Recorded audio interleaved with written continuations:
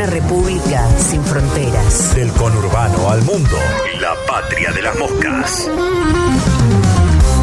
De hecho, vamos a hablar. Pensamos acá, a partir del resultado de las elecciones y de los rumores y avanzadas de reforma laboral que empezó a circular el Poder Ejecutivo, el oficialismo y sus voceros, en derechos que no pueden revertirse, que constitucionalmente no pueden revertirse, que una reforma tiene que ser siempre pensando en mejorar, desde el piso que ya tenemos para adelante. Uno lo piensa así, pero queremos consultar a quienes saben y pueden aportarnos más herramientas y también tratar de entender, de seguir entendiendo, tratando de comprender de qué se va a tratar, cuál va a ser el impacto real de una reforma laboral en los términos que la están planteando.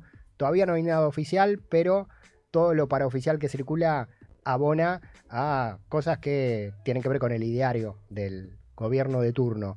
Vamos a charlar con María Paula Lozano, que es vocal de la Asociación de Abogados y Abogadas Laboralistas y también docente universitaria de la Universidad Nacional de La Plata, sobre este tema, para que nos aporte un poquito más sobre lo que podría pasar en la Argentina con una reforma laboral que le quite derecho a los trabajadores. María Paula, te saluda Pablo Ovín en La Patria de las Moscas, en la cadena Cruce. ¿Qué tal? ¿Qué tal? Buenos días. Buenos ¿Cómo días. están? Muy bien, gracias por atendernos. Bueno, lo primero que te queremos consultar es qué sabes realmente de el proyecto de reforma o los proyectos de reforma, porque hasta ahora son todos trascendidos, ¿no? Bueno, exactamente. En primer lugar hay que aclarar eso. No hay un proyecto oficial. Eh, Ha circulado mucho el de una diputada, Romina Díez, que lo presentó el año pasado y ayer mismo desmintieron que ese sea el proyecto oficial. Y lo que sí hay es distintos anuncios hechos por máximas autoridades, como el secretario de Trabajo, Julio Cordero, Sturzenegger, el secretario de Regulación, Cacase, Milei, han planteado que se anuncia o se viene una reforma laboral. En realidad lo que estamos viendo es que hay una voluntad de instalación pública de la necesidad de la reforma. Y eso es lo que hay que discutir. ¿Por qué sería necesaria una reforma laboral hoy? Es más, yo digo, ¿qué pasó con la reforma laboral que ya se hizo el año pasado? Porque el año pasado se hizo una profundísima reforma laboral, se modificó la ley de contrato de trabajo, la ley nacional de empleo, entre otras normas, se quitaron todas las indemnizaciones por trabajo sin registrar. Hoy es mucho más complicado el reclamo para quien trabaja en la informalidad.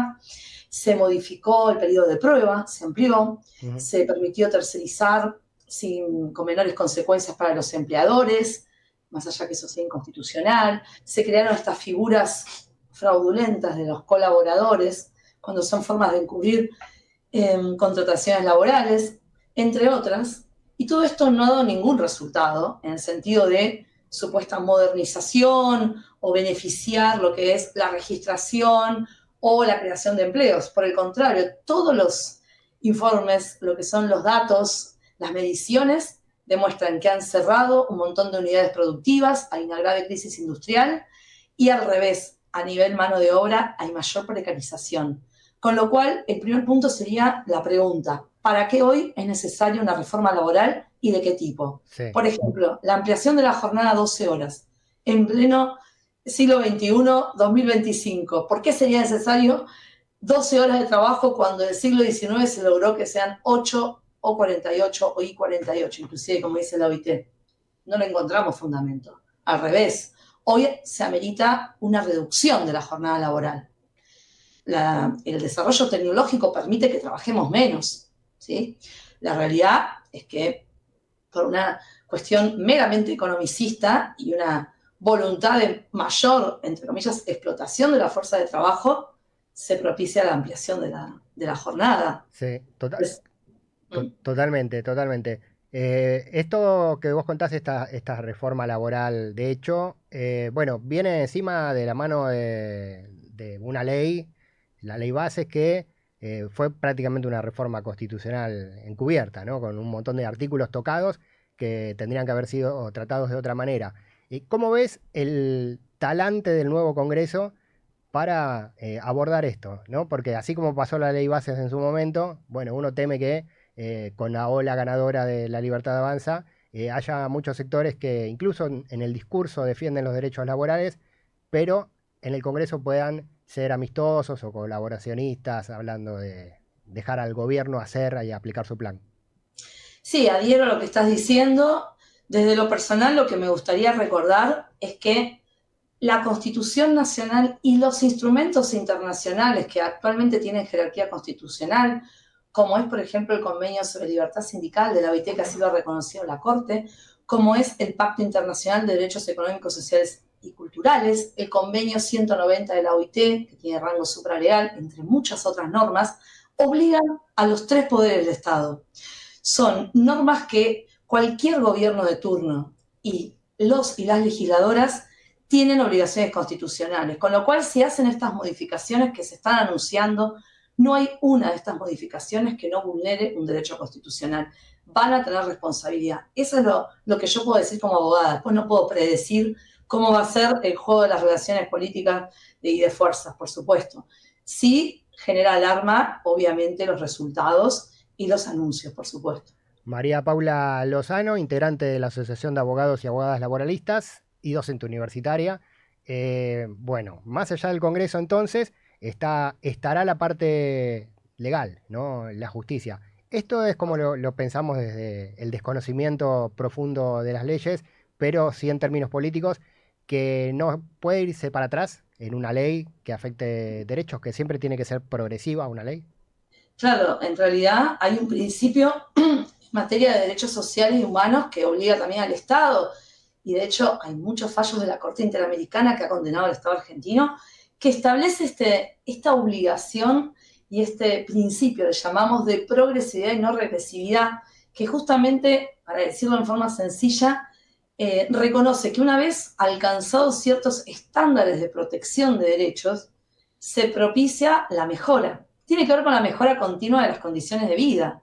Hay una aspiración social, que sabemos que en la historia siempre hay avances y retrocesos, pero siempre hay una aspiración social por la mejora, no por retroceder. Y menos aún por retroceder sin fundamento. Porque, bueno, este principio de progresividad y no regresividad, en contextos determinados, admite temporalmente ciertos retrocesos, pero tiene que estar muy fundamentado, tiene que utilizarse todos los recursos disponibles, etc. O sea, no es algo estanco, pero en el caso que estamos mencionando ahora, en realidad se anuncia una supuesta crisis, que podemos hablar de eso, qué pasa en el mercado de trabajo, y automáticamente la solución sería quitar derechos laborales. Esto es algo que cíclicamente, no solo en Argentina, en distintos países del mundo, aparecen estos discursos, ¿no? De la década del 70, 80, pensemos en Inglaterra, Margaret Thatcher, la idea de que el obstáculo son los sindicatos, el obstáculo es la rigidez normativa, y en función de eso, en realidad lo que hay es una desregulación que favorece a sectores concentrados de la economía. Sí. Eso es lo que viene pasando. No mejora ni los trabajadores y trabajadoras, ni tampoco la sociedad en su conjunto. Porque las personas cuando pierden derecho, eso después traduce en niveles mayores de problemas de la convivencia, niveles de violencia social. Es decir, la crisis no abarca solamente a las personas que trabajan. Con lo cual son medidas que son cortoplacistas y que generan un profundo perjuicio. Totalmente. Sabés, María Paula, que veníamos tratando de entender la composición o los motivos del voto del domingo, y vengo escuchando por la calle mucha gente hablando de la reforma laboral, ahora preocupados porque te van a querer hacer trabajar 13 horas. ¿No será esa parte del enunciado una bomba de humo? Y lo que en realidad busca la reforma es esto que vos dijiste, ¿no?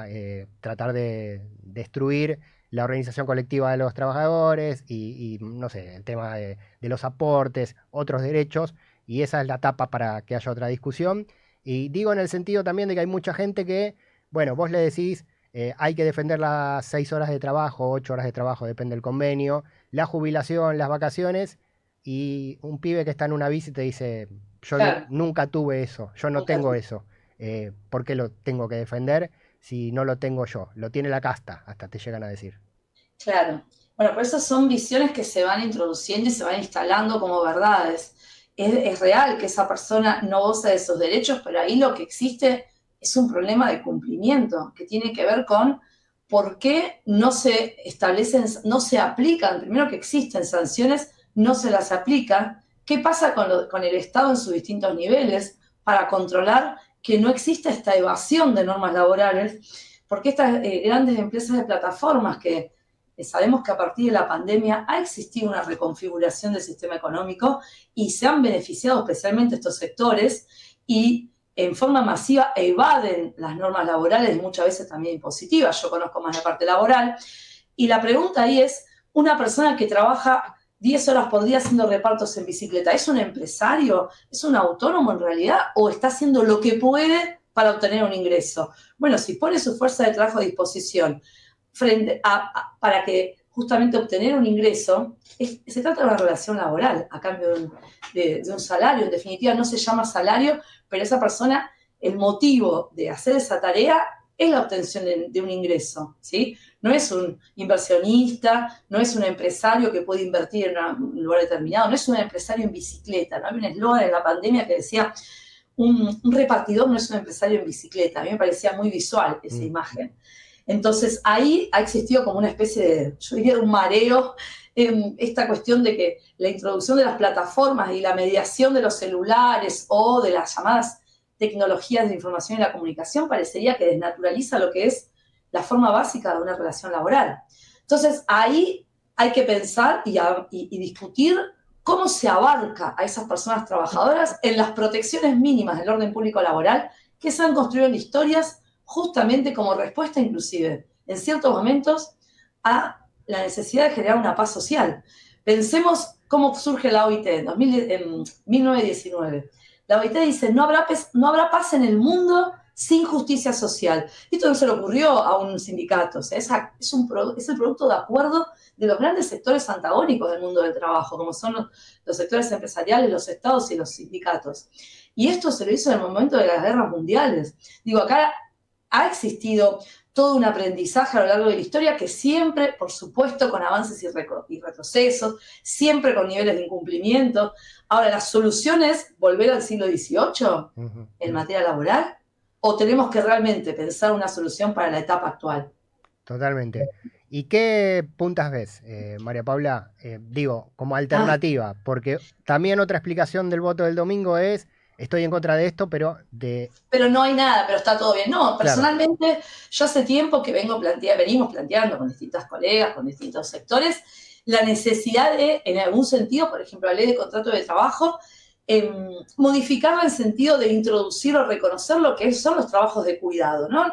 Tenemos una norma que en ese punto lo que hace a la división de roles entre géneros es muy antigua y ha destinado un capítulo que se llama Trabajo de Mujeres, que eso decimos, ¿por qué un capítulo? ¿No? Las mujeres son la mitad de la clase trabajadora, y se regula lo que es el trabajo de mujeres bajo la óptica de evitar que el empleo perjudique lo que sería el rol natural de la mujer, que tiene que ver con los cuidados. Y esto no es un rol natural, es una división que se ha hecho históricamente y que ya en la actualidad la propia Corte Interamericana, hace menos de 3 meses, a través de una opinión consultiva, la número 31, ha reconocido que el cuidado es un derecho humano y que requiere compromiso de todos los sectores, estados, empresas, comunidad civil, hogares también, pero no solamente los hogares, y responsabilidades. Por ejemplo, en materia laboral, es necesario introducir licencias igualitarias para todos los géneros para poder cuidar. Hoy, el varón que tiene un hijo tiene 2 días de licencia, salvo que su convenio se lo mejore. Bueno, eso requiere una transformación, por supuesto. Bien, ese es un punto para tomar también. María Paula. Involucra muchos aspectos eso, el tema del cuidado. Sí, totalmente. Bueno, ayer fue el Día Internacional del Cuidado y estaban marchando ahí quienes están involucrados con la defensa de esos derechos, pidiendo la emergencia también en cuidados en la República Argentina. Que involucra a todas las personas. Todas las personas tienen derecho a ser cuidadas, a cuidar y a autocuidado. En todas las áreas de nuestras vidas, ya sea cuando somos bebés o en los momentos de mayor edad, obviamente que necesitamos de los cuidados de otros, pero también en ciertas situaciones contingentes, o si una persona tiene discapacidad o frente a accidentes, el cuidado es una actividad esencial realmente. Y no está reconocida como tal, es un trabajo, o sea, es una necesidad, es un trabajo y como tal es un derecho, dijo la Corte Interamericana. Entonces, ahí toda la legislación laboral debería adecuarse a eso. Lo mismo la violencia y el acoso.